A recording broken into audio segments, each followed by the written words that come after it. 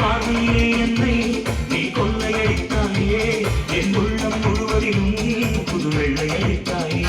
நீ மனதில் பிறந்தவளா இல்லை இறைவன் வளர்ந்தவளா, அந்த காமன் வீட்டுக்கு ஒரு ஜன்னல் திறந்தவளா.